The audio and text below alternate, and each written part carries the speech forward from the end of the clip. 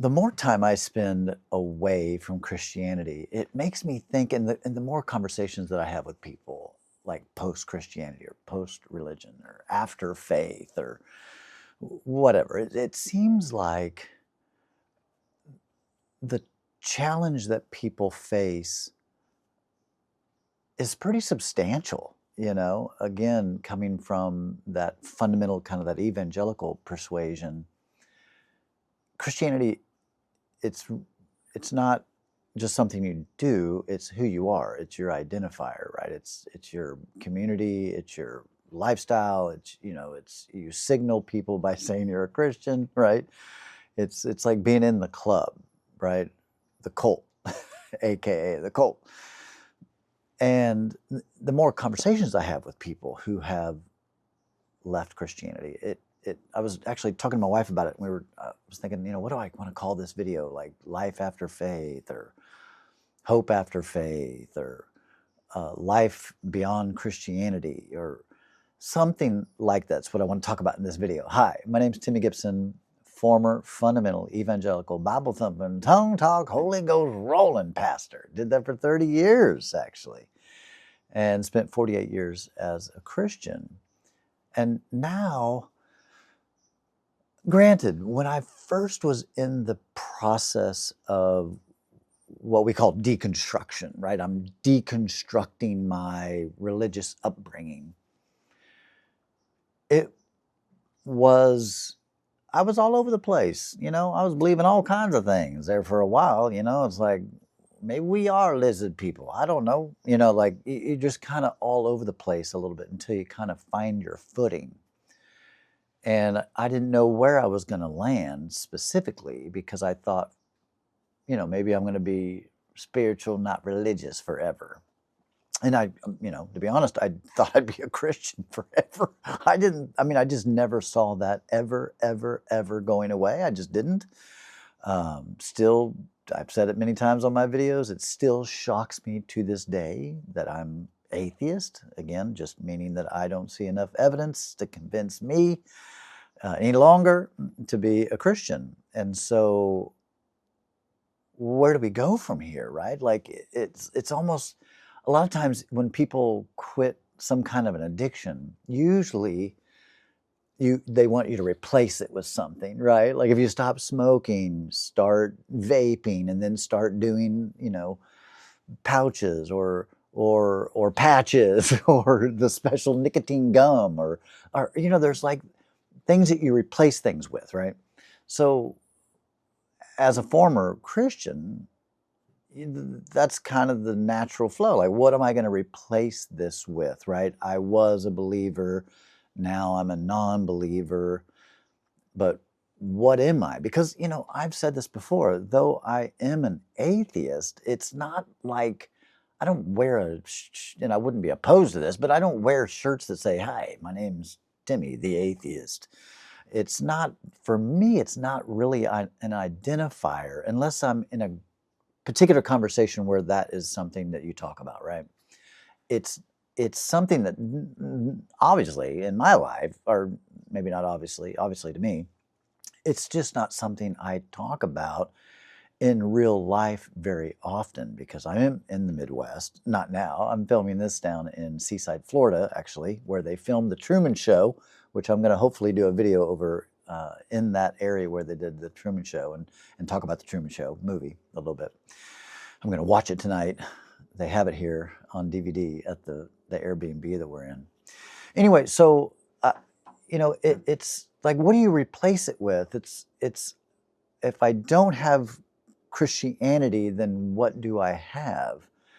And for some people, and maybe this is you, and listen, the only thing that I come on here and say emphatically is, the version of Christianity that I grew up under clearly is a fiction. It's a mythical, man-made story, and all the things that I was taught as an evangelical, those things just aren't true. I have a lot of videos out there, I think upwards of 300 plus videos, where I talk about a lot of things. I've talked about speaking in tongues. I've talked about divine healing. I've talked about the health and wealth gospel. I mean, and I've given my story all different ways, all different lengths of stories of kind of my walking away. and I will continue to do so every Sunday, every Wednesday, for as long as I am able. So, yeah, I think people get lost.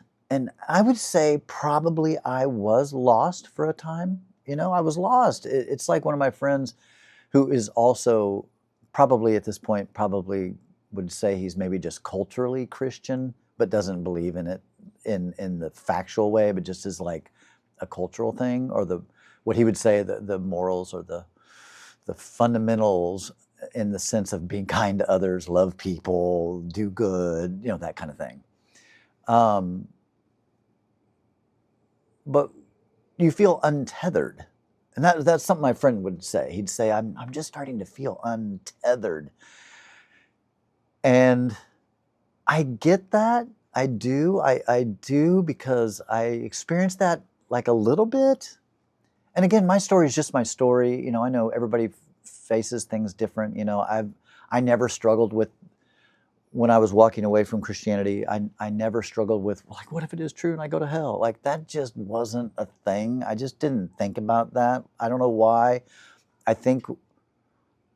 don't know. I'm not really sure why. I probably have said this exact same thing in other videos, because it's just true. I don't know why I was able to just, the switch just flipped in my mind, in my heart, wherever, in my soul.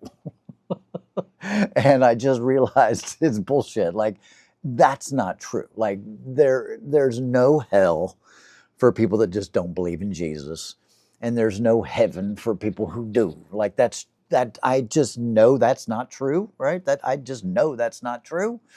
And like Sam Harris says, thankfully there's zero evidence to support that is true, and so clearly, that's a farce. So I never struggled with it. I never lost sleep. I never worried. I never feared. I never experienced anxiety. I just never experienced any of that in relation to that belief. I don't believe it to be true. I just don't. And there's no God gonna judge me. No God gonna judge you. That's just not a thing. I think where I struggled with, when I think about life after faith, or hope after faith, or hope after Christianity, or life beyond Christianity, it's a journey, man. It just takes some time, to process through those crazy things that you were taught to be true.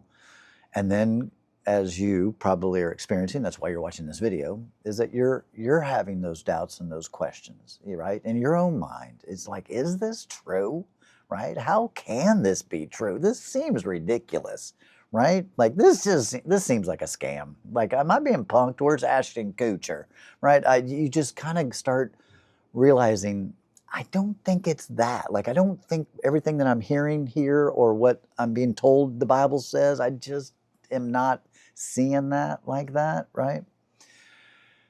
And that's just the very beginning, right? That's the very beginning of the journey. It just starts with these little seeds of doubt, these little questions that just never are, there's no good answer ever coming. There's nothing that ever, there's no good answer to any good question that an atheist poses that doesn't involve mental gymnastics. You have to have the mental gymnastics in Christianity to make sense of things that just seem completely ridiculous. And I guess I'm just, I'm 7 years, going on 8 years past it now. And so my mind is finally seeing it for what it is. Like, I'll hear a Christian talk sometimes, or say certain things, like just silly things, like, carbon dating's not real, the earth is 6,000 years old, and then they have some kind of, the mental gymnastics to then, make sense to them, right? And that would have made sense to me back then. Like back then, that made total sense. You know what I'm saying? Because that's how my mind worked. So I think I mentioned this in another video. Like there were times in the beginning when I would watch a debate between a Christian and an atheist, and definitely the atheist obviously was, there were things that made sense there, but there were things that on the Christian side that I was like, yeah, what about that? You know, like, yeah, atheist, you know, this Christian's making a lot of sense here, you know? Um, and that, I just don't have that now. Now I just see it for what it is, right? I've seen behind the curtain, the cards have all crumbled, and to rebuild it in that way isn't, in my opinion, is not a better way, right? So going back to the parable of building your house on the sand or building your house on the rock, you know. Now I understand that the rock is not believing in Christianity to be true, like true in the sense of a capital T truth. It's a fact, right? No, the building your house on the rock is building your house on the truth, capital T truth, what we know to be true. Now, of course, there are a lot of mysteries and things we can't explain, things we don't know, things we don't have answers to, things that are beyond our knowledge, of course. And I think probably that's going to be that way forever. You know, I just don't know at what point humanity will get to a place where like, yeah, we know everything there is to know about everything. No, there's just lots of mysteries, and I'm like I said, I'm assuming that most of those mysteries will remain mysteries. Well, you know, we'll chip away at it just like we have, right? I mean, you know, we used to think the Earth was flat. Now we know it's not. You know, we used to think that the Earth was the center of the universe and the sun revolved around the. You know, I mean, there's so many things that we once thought. You know, your sickness was some kind of sin in your life, or it was a devil, or it was a demon, or it was some kind of spirit that was like, you know, those are the elementary things. That's back in the beginning of humanity, of what they didn't know, and so they made shit up. And clearly, you know, I would imagine we're still making shit up now on occasion. But, you know, it's fascinating to me, especially when I talk to a Christian, and how they are. It's like how do I say this? Sometimes when I talk to a Christian, you want to. It's like I'm thinking to myself, are you living in the same world that I'm living in? Like, are you living in the same world of science and technology and advancements and different things that we just know? Because they reject those things. You know, it's like. They just refuse to believe it, because if they were to believe the facts of certain things that we know, then their religious beliefs begin to crumble. And this is my story. That's my story, is Christianity began to crumble under the facts of the world, things that we were discovering, things that we know, you know.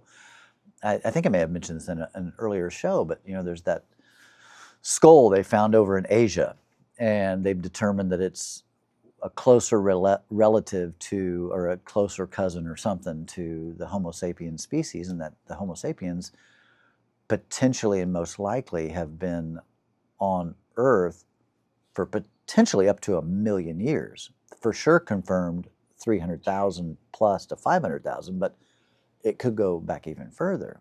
Well, those kinds of facts and those kinds of understandings and knowledge conflict with the Christian story. This is also why there's a book, I haven't read it yet, but there's a book that was written about when dinosaurs were first being discovered, I think back in the 1800s, and there's a woman, I can't think of her name right now, but a woman that found one of the first full skeletons, or nearly a full skeleton, and how the religious community had the biggest problem. And it was the biggest, like, that was such a challenge for the religious community that there were things being discovered and coming to know that conflict with the Bible, or at minimum, right? The Bible doesn't talk anything about other species of humans. The Bible doesn't talk about even germs, right? The Bible doesn't talk about so many things. Well, why? And again, this undermines the whole idea that the Bible is written by God or has any divine anything in it. And no, the Bible's just full of human wisdom. And of course, now, as we're 2,000 years advanced from that point, ignorant humans, humans that only knew the basic things, and a lot of the stuff about that things they didn't understand, they just guessed, made it up, came up with theories and ideas and whatever. And each of those theories and each of those ideas and each of those hypotheses, or whatever you want to call it, began to crumble once we discovered the truth. Anyway, we're talking about hope after Christianity, or a life beyond Christianity. It requires, you got to learn, right? You can't just deconstruct, you have to reconstruct. That has been the most critical piece in my journey, is that I didn't just deconstruct my faith and that was it. I had to deconstruct and unlearn a bunch of buffoonery that I learned in the Christian church, to then, but also, I have to say this because I should say this. I learned a lot of good things in Christianity too. I did. But, like I learned about being kind to others, being loving and helpful, and, to the less fortunate, or, like treating all people equally, right? There's only one race, the human race, and, all that stuff. Again, that's another, those particular things that I got from Christianity, I carry with me now to this day. I just don't need a God to enforce those things, and I don't need a God or a Holy Spirit to, make me do those things, or to try to, like, heaven doesn't entice me and hell doesn't scare me in order to live and be good. Those, I don't see, I just don't see the connection of that, that people are like, well, how do you, well, how, why do you want to be good then if there is no God? Or if there is no God, then how do you know what's right? Or I don't, that doesn't make, my mind doesn't compute with that, because I am a person that doesn't believe in God. So, I'm without God. I don't believe in God. Yet I still have a strong desire to be a good person and to treat people well and to be kind and to be, generous and loving and sweet. And all those things are very, very important to me.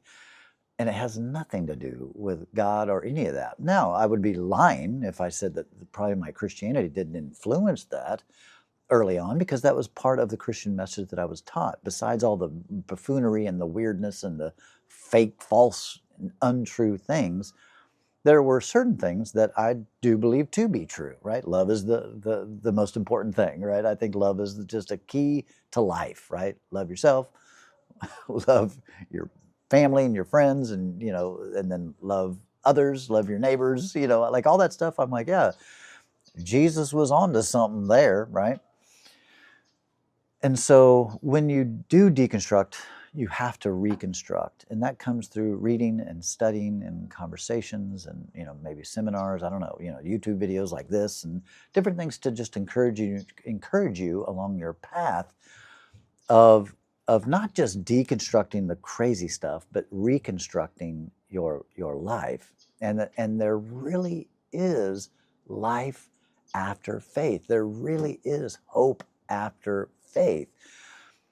But it's going to come with intention. It's going to be something you're going to have to intentionally focus on making happen in your life. Finding community, finding friends, having conversations, doing what you need to do in order to continue to reconstruct your life and find a purpose and meaning and fulfillment, which I believe, I used to think that all that came from God.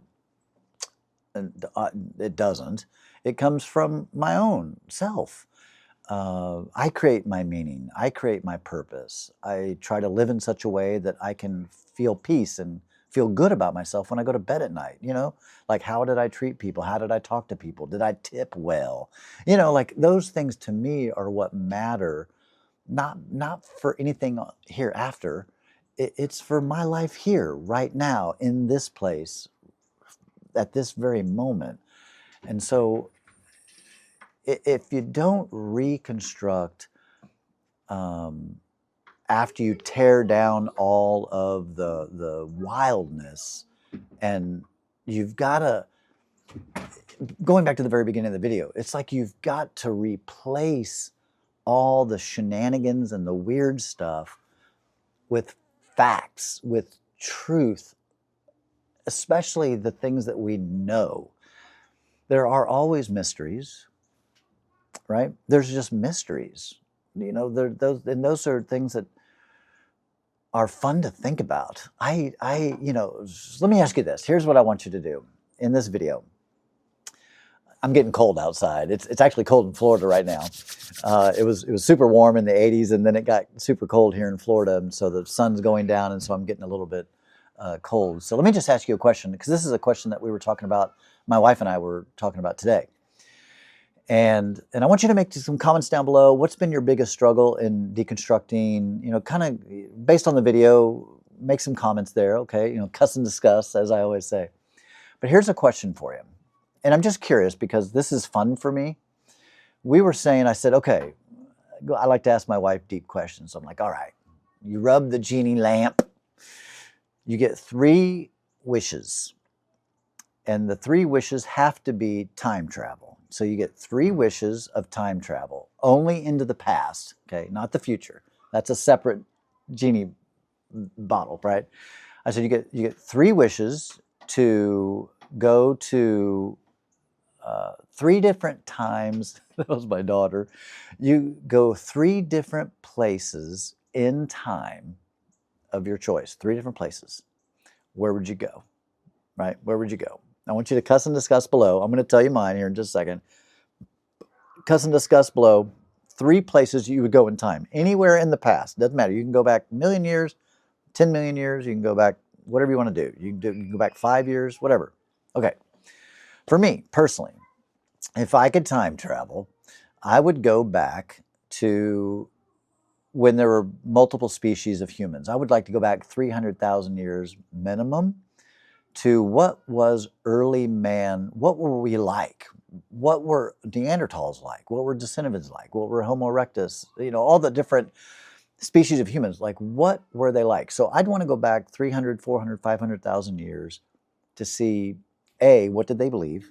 Because it wasn't the Christianity, right? Like they weren't believing, you got to get saved. You got to walk the Romans road. You got to get your heart right with Jesus. You got to do this to go to heaven. Like that wasn't a thing, right? Like that, it wasn't invented yet, okay? Like, come on, that wasn't invented yet.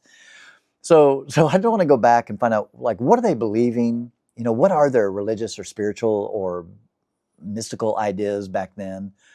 To know for sure. Okay, I'd want to go there. That's one. My second one, I would love to go back to when they built the pyramids and be like, how the fuck did they build those motherfuckers? How'd they do that? I'd want to watch that. I'd want to go back to the day they started construction on the pyramids and just watch that. That'd be fascinating, okay? And then the third place I would go back to, this might shock you. I'd want to go back to 2,000 years ago. And living in the Holy Land. I'd want to be in Bethlehem and Nazareth and Judea. I'd want to see Jesus, okay? The man, Jesus. Was he a man? Like, was Jesus a real dude, right? I believe that he was. David Fitzgerald, who's a mythicist. I've had him on my program before. I did an interview with him. He's a mythicist, which means he does not believe that Jesus was an actual person. He believes it's like a compilation of different people and thoughts and ideas, and then they kind of, like storytelling, like Harry Potter. Does Harry Potter actually exist? No, Harry Potter doesn't actually exist, right? It exists in J.K. Rowling's brain, right? So same thing. I'd love to go back to those three different places. I'd love to go back and just like wherever Jesus was, that's where I'd want to go back. I'd want to watch him, probably start watching him, based upon the stories of what we believe and don't believe. It'd be cool to have been around to where, because I'd go back at my age now, right? That's how time travel works, y'all. Duh. So I would be, a full grown adult. I'd want to go back to see what Jesus was like if he actually existed, first of all, and see what he was like when he kind of came on the scene, right, in his 30s. Because I think he was crucified when he was 33, according to the Holy Scriptures. So I'd want to like show up around when Jesus was like 28, 29 and see what was he doing and who he was doing, right, how he was living. And then see what it was like when he came on the scene and see how all the things that the Bible says, just to observe, obviously knowing what I know now, to observe all of that and see what Jesus, if he did exist, what was he really like? What things did he really say? And who did people think that he was really? And just observe, who was he really, right? Like, did he really walk on water? Of course he didn't. You know what I mean? But like, see and experience where these stories may have come from or been created out of, or again, to witness all of that. And then I'd like to just stay alive for a while through that time and see how the story evolved and changed and developed and got mystical and magical. It's like, yeah, guys, he didn't walk on water. He was standing on a boat and they just took the boat away out of the story. And so he was just standing on the water because that sounds more awesome, right? That'll sell more books, right? It'll sell more books if you say he took those 2 fishes and 5 loaves, or 5 fishes and 2 loaves, whatever it is, and multiplied it. Yeah, he didn't multiply jack crap, right? Like, that's the stuff for me. Those are the 3 things that I would like to do. Custom discuss below. Let me know what 3 wishes and time travel you would go to. And then another video coming up here soon, I'll ask you the other question, which is in the future. How far in the future would you want to go and see what crazy things the humans be doing? So as I close, I get it, man. Deconstruction can be tough. It can be tough leaving your world, your belief system, the pushback that you receive from family. I get it. I've said it many times. My mom and dad are still Christian, like uber Christian, like they believe in the rapture. It's going to happen anytime, right? It's supposed to happen last year, but it didn't. So they're. I mean, I love my parents, so I say this just because it's true. I'm not saying it to be derogatory, but they're. Have all the Christian symbols. You walk in the home, there's a Bible laying open to their favorite Bible verse on the table. My dad wears Jesus t-shirts, that, Jesus died for you. What are you doing for him? That kind of thing, like they're that kind of Christian, and they only listen to Christian worship music and the Gaithers and, and all that stuff. And they're also just funny because it's like anybody that says, even a football player that says, makes a touchdown and goes like that, they're like, see, he's a Christian. He believes in Jesus, It's like, you got all that from that? Okay. Right. So anyway, I know it's hard. I get it. I get it. My family's all Christian. Not my kids and my wife, actually, obviously, but it's like, my extended family, they're all Christian, and they all think, I've lost my marbles, and that's fine. I get it. In fact, I just talked to a guy here in Seaside, Florida, and he's a Christian. I forget how this even came up because, like I said, I don't talk about this normally.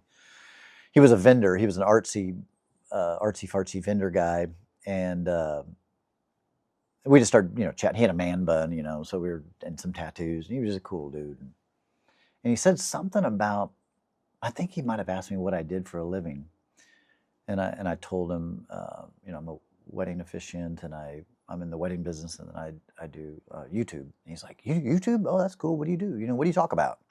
And I said, well, I was a pastor for 30 years, and I left because I don't believe it no more. And he said, oh, really? He goes, I'm fascinated. He goes, I have a lot of questions. And I said, I bet you do. And he was a very cool guy, very cool guy. And he asked me, I could tell he was curious because he asked me some really good questions. You can always tell you can really get a lot of information about people by the questions they ask and by the things that they say, obviously. And so he was asking me, like, what were some of the big things that turned you away, or what was something that caused you to start doubting, or whatever. I mean, he was just curious on what was it for me. And so, I told him, I've told you guys so many times, I'm not going to repeat that. Watch my other videos. And he said, I've had many of the same questions. And I said, yeah. I said, basically, my videos are about my deconstruction process, pretty much. And he goes, well, I'm a constructionist. And I was like, oh, I've never heard that said like that. And I'm not entirely, I guess what he meant was, he's not deconstructing, he's constructing, his Christian perspectives. And I thought that was fascinating. And he did say he was Southern Baptist, which I was like, whoa, that's pretty fundamental. Even in Florida, I'm sure, especially in this part of town, the Southern Baptists be drinking up in here, right? And anyway, I know he was like, man, I want to watch some of your YouTube videos. I like it because it helps me in my Christian faith, watching videos like yours, understanding what struggles and questions I have and how other people have dealt with it, but also just understanding. He goes, I love conversations. And this was fascinating because he said, somehow, I can't remember how we got off on this little part, but basically, I think I said to him, well, I know what as a Christian, I know how you would view me. And we both started laughing. He goes, oh, well, yeah. He goes, I think you're wrong, and the devil's, polluted your mind and blinded you to the truth you once believed. And which made me laugh so hard. I just started laughing, and we were both laughing, like bumping into each other. I didn't even know the guy, but we were both laughing. And I said, well, that's fine. I said, I think you're in a cult. You've been blinded by a mythology, and and believing things that are just completely untrue with no evidence whatsoever. And he was laughing. We were both just laughing about it, which I really appreciated. And I know there's a lot of you Christians out there, and that's how you are. You don't judge me as harshly as some of the uber Christians do, and that's cool. And I don't care if Christians are judging me anyway; it doesn't matter. But it was just nice to have a really nice conversation, a real back and forth with someone who would consider themselves a Christian, but they're also very open-minded. And he was very aware that there are things he just can't explain, can't prove, can't support in any way outside of just his personal conviction, his personal belief of this thing that he's grown up believing in for most all of his life. I can't remember exactly when he came to Christ. I think he said something like in junior high he came to Christ, which we didn't get a chance to have much of a conversation much past that. Anyway, but it just made me remember and think about how important it was to reconstruct my life after the deconstruction, because there was a lot that changed in my life during that time. There was just a lot going on, even outside of deconstructing from my faith. I was deconstructing my life, because I think I've mentioned this. I was going through a midlife crisis-ish time of just, like, what am I doing with my life? What am I doing? Where am I going to go? Just in the sense of, like, and those of you that are my age, I'm 56 now, you just go through that. I don't think it really matters if you're a man or a woman. I think you just kind of go through a phase of life where you wonder, who am I, right? What am I doing here? And that was while I was a Christian, granted, right? I was going through all that while I was a Christian, and I should have had all the answers, right? But none of those answers, they just didn't do it for me. It didn't work for me. And I really have found a sense of purpose and meaning and my place in this world, even as an atheist.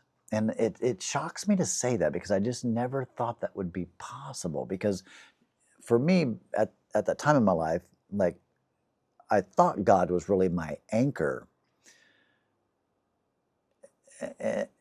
You know what I mean? Like, I really thought, like, this was my purpose on earth. Like, this is why I'm here, is to preach the gospel to the lost, to the world. And it was, it's just, that's why it's called a cult. It's like people that are in cults, they think they're a part of something special. They think that they're a part of a remnant of God's chosen prophets, kind of a thing, you know, or they're surrounding who they think is the prophet, like someone sent from God to help them live a purpose-driven life, right? And it's just not true. It's just not true. Even though it can give purpose, but it's not based upon facts. It's just based upon beliefs. You know, some people, you know, their life is, I mean, think about this for real. Some people, and you know these people, I know these people, that their lives are built around sports. They eat it, breathe it, sleep it, dream it. They do, you know what I'm saying? They are in it to win it. They watch all college football. They watch all the games, pro football. You know, they have the TVs where they can watch 4 screens at once, and they just like, sports are their thing, right? And that's fine, right? But that is to me much like, except that's a real thing, right? Like, you can see it, you can watch it, it's real. But it's not. It's nothing beyond like our lives here, right? Like that. There's no Super Bowl, super heavenly football after this life. It's just something that people like to be a part of here, for a lot of reasons. I mean, and those people talk about it a lot. I have some friends that are really into sports, and you just can't talk to them without them saying, "Oh, did you see the game?" Or "Did you know this?" Or "Oh, yeah, so and so broke his ankle." Blah, blah, blah. You know, they just know everything about all the things about sports, and that gives them a sense of meaning and purpose and something that they enjoy. That's cool, right? I mean, for me, you know, I love and I eat, drink, sleep tennis. You know, outside of my job and outside of my family, I love tennis. I'm into it big time, right? Um, but that, you know, that doesn't give me a sense of purpose. It's just I enjoy it, right? My sense of purpose comes from just really serving others, because what I do for a living is serving couples. You know, I serve couples on their happy day of the wedding and help them do all that stuff, and you know, I help make it legal for them, and you know, whatever, craft a script for them, and just really make it a special experience for them and their families and their friends. And so, you know, I find a lot of meaning in that, and it brings me a lot of joy. And then it brings me joy to, you know, love my wife and to give to her and to treat her well, and give her the best life that I can possibly give her, and my kids and my friends, and, you know, my community around me through, and then this, right? Like, this gives me a lot of meaning, a lot of purpose, helping people navigate their journey away from Christianity or away from wacky religious beliefs. That's what my channel is all about, is helping people who are already, no one's a hardcore Christian and then watches me and goes, I'm out. I mean, that just doesn't happen, you know?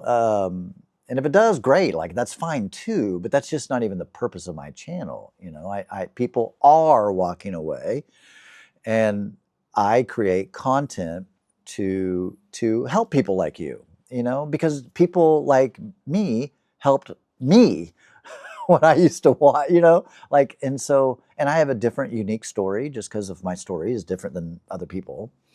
And I am giving back. That's how I look at it. You know, it's like, this is a way that I can give back by telling my stories and sharing my experiences.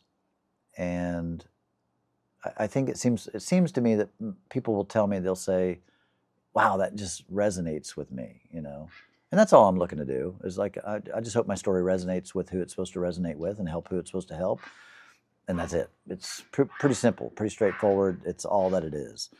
And, you know, if it's helped you in any way, you know, let me know in the comments below. You know, I appreciate it. Obviously, if you have questions or anything you want me to cover, you know, put them in the comments. I don't read all the comments all the time because, as you know, I get a lot of comments. There is a video that I did do, though. It's several videos ago that says Ask Timmy Questions. I am going to that one, and I'm checking in on that one and trying to read all those questions. So if you do have a real question you want me to address at some point, just put it down there. All right, I am definitely done now. I do have a Facebook group, great community. Speaking of communities, it's called Timmy's Deconstruction Community. It's just, I think we're at 900 or close to 900 to get close to 1,000 members. It's just a free Facebook group. You know, we post funny memes and people ask questions, and there's just great community there. So I'd love for you to join. Timmy's Deconstruction Community. If you want to support me, support my work, would love it. I do have a Patreon if you'd like to support me, or you can super like these videos or do all that stuff. I think, you know, I think all that stuff's you can do that here. So anyway, thank you so much for joining me on this little journey of deconstruction from religious faith, and there is hope after it all. Trust me. I couldn't be happier, more fulfilled. Yeah, just in a way better place than I ever was. Believing a bunch of BS. All right, guys. Peace.